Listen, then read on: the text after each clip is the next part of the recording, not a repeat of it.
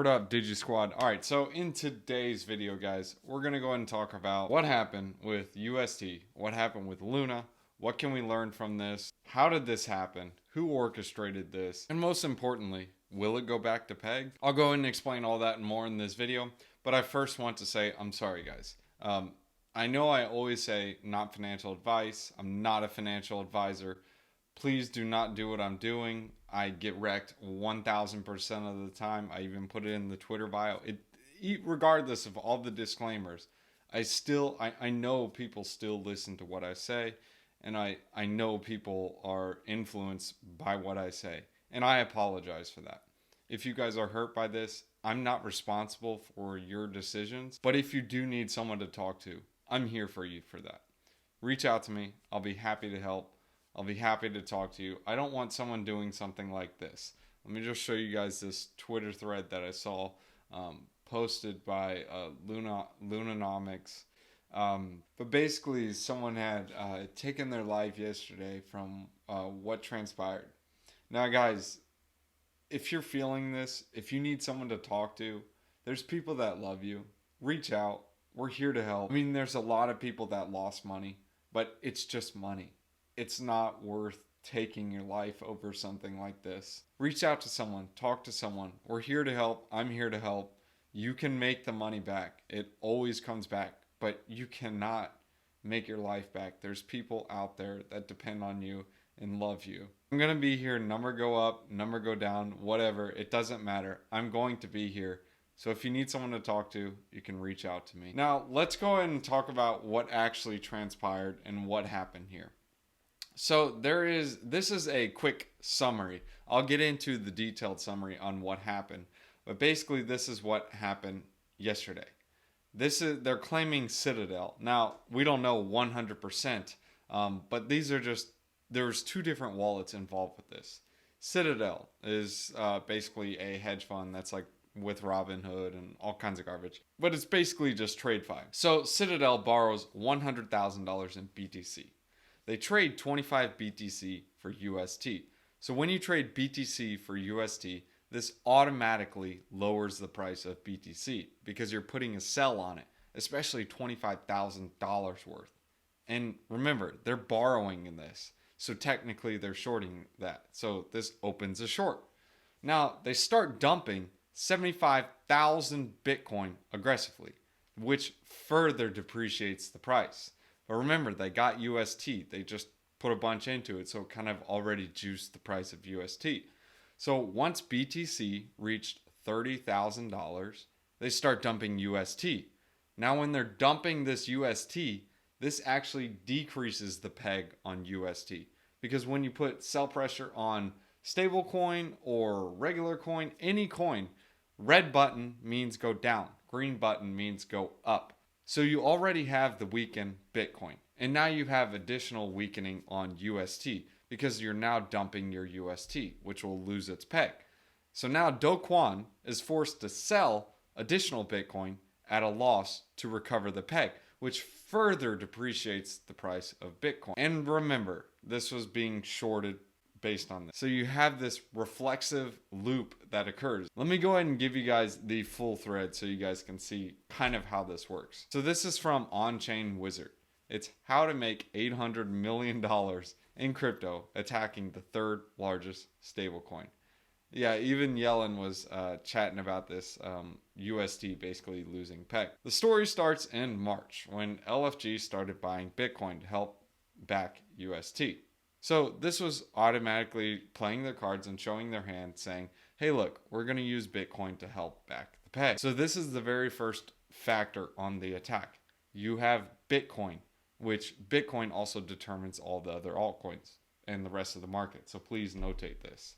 The second leg comes in the form of the 4-pool announcement from UST on April 1st. This is very important because this is needed to execute the strategy. So the average price that Luna got the Bitcoin was around 42K. And obviously you guys saw it peaked or went below 30K yesterday. It was actually around 29 something. So they have a $4.2 billion short position that is built. So the attacker has built the $1 billion OTC position in UST. So they have the UST, They have the Bitcoin ready. They're ready to deploy. So let's go and explain the next crucial part. Everything's set up. They got the UST, they got the Bitcoin, but now we need illiquidity to be able to move the market. This is where the withdrawal comes into play. Luna Foundation removes $150 million from the 3 pool liquidity so they can move it to the next pool, which is the 4 pool that launches. So the liquidity was pooled on 5/8, and then the attacker uses the $350 million of UST to drain the curve liquidity. So they do this by depositing the UST and taking out the other assets, which further drives down the peg. And then on top of that, Luna also withdrew another $100 million of liquidity for the Frax 4 pool. But this only starts the depegging. And the lows around this time was around 97 cents. So now this is the time where Do Kwon, he needs to protect the peg. So what happens? Well, you have to sell Bitcoin. And when you start selling Bitcoin, this causes the downward price action on Bitcoin. So the curve liquidity is drained. The attacker used the rest of the UST in order to drain the curve pool and then start offloading on Binance. Then, now on top of this, you have other market participants seeing the UST losing its peg, so they want to withdraw from Anchor, and they also sell UST, which further takes a hurt on the UST peg. The Luna Foundation guard selling Bitcoin, the attacker also selling Bitcoin to short it, and then you have other market participants that are selling their UST to get out of UST. Now, everyone's panicking. Everyone's like, what the snap? How much Bitcoin is going to be sold? And everyone is just dumping everything. Now, this also doesn't help. On top of this, we also have all the liquidations happening on Kajura, which further causes price depreciation. And then there was even a DDoS attack on the chain, which actually slowed it even further to create more liquidations. So basically, it was a perfect storm that was created to take UST off peg. Now, time will tell. We'll see what happens if it's able to go back on peg. But do remember one thing about UST. The Luna Foundation guard still does have that Bitcoin on reserve. It also has some AVAX. Now, the Luna Foundation guard does still have some assets on the balance sheet. They have $398 million in USDC, 64 in USDT, 1.5 billion just about in Bitcoin, and they also have some Avalanche on the balance sheet. So Luna is not the only asset that is backing UST. In fact, Luna doesn't even back UST. It's just used to create stability for UST. You burn $1 worth of Luna to mint $1 worth of UST, and vice versa. Now you guys have a little bit of information on what happened. I don't know exactly who it was, 100%, and I'm sure there are some people out there, but I'm not going to say, oh yeah, it was this, or oh yeah, it was this person. I'm sure we'll find out pretty soon. But either way, it is definitely coordinated. And then on top of this, you had a bunch of Twitter FUD. I'm talking a lot of FUD. Now, on top of all that FUD, there was a bunch of salt out there on Twitter, and a lot of people there was just a lot of hate, man. It was kind of disheartening to see on the crypto space. Yeah, I mean, I know some people are like, oh, I told you so. I told you so.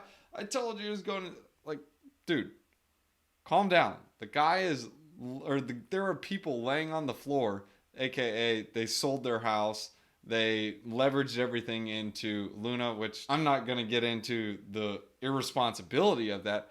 But dude, the guy is laying on the floor. Don't go kick him in the nuts. I mean, you don't know. That guy could be sitting there with a gun to his head, sending out a last tweet, and then you just give him that push to go bang. And then it's just like, dude, come on. Just be that person who's like, hey man, if you ever need to talk, I got your back. We really don't understand how words affect people. But if you guys are out there, I'm here for you. I'm here to help you. I know I didn't lose as much as some of you guys have. I mean, I know some people have lost everything.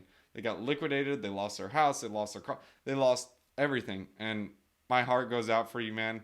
If you need some help, if you need someone to talk to, I'm here to help you. My heart goes out to you. It's tough to take on that loss, but you'll get it back. Your life is more important than money. So TLDR, we had the perfect storm, a bunch of salt. And in my opinion, I kind of look at this situation as like TradeFi versus crypto. Depending on who orchestrated this, Time will tell. We'll see what happens. I'll give you guys this last piece and then we'll go ahead and close it out. But I want this to sink in.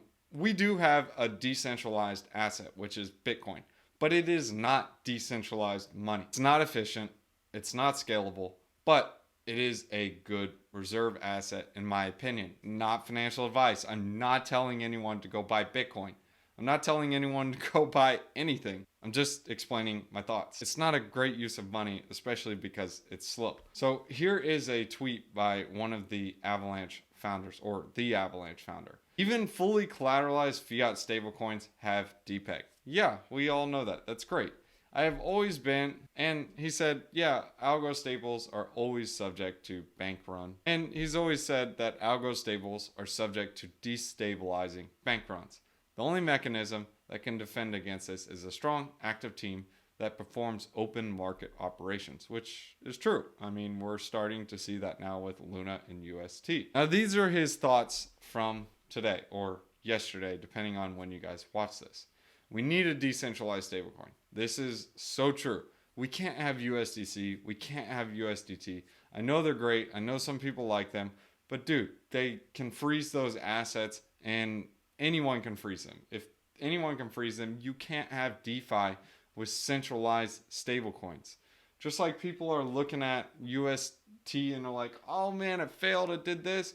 What do you think is going to happen when USDC and USDT, they're all used in DeFi, and the government just says, yeah, freeze them now, and it's all frozen, and DeFi is broken, and you're holding a bunch of these stable coins, and you're like, you can't sell it for Bitcoin because it's frozen, and you were forced into KYC. How would you feel about something like that? Instead, with UST, you can at least get 50% back. So in either situation, with UST or USDC, if you aren't going to KYC, you actually just lose your money. Actually, with UST, you still can get some as we speak at the time of recording. There isn't room for a dozen, a half dozen, or even 2 algo stablecoins. The market where the biggest one wins and all the others lose. Right now, our largest algo stablecoin is UST. Even after this drawdown, it's still even bigger than DAI. So the one that is the largest and the biggest value and the most battle tested is the one that's going to win.